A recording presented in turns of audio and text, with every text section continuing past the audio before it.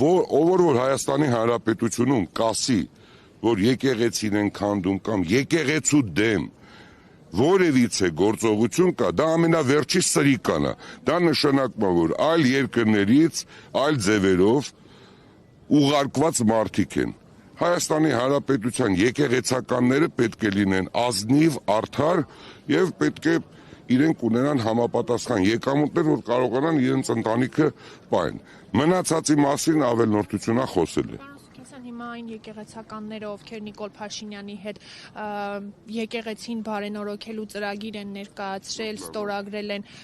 իրենք բոլորը ազնիվ են, արդար եւ սրբակենցաղ, նավասարդ Շատ խելոք հարց եք տալիս, ապրեք դուք, հենց դա այն խնդիրն է, որ պետք է ամբողջությամբ լուծվի,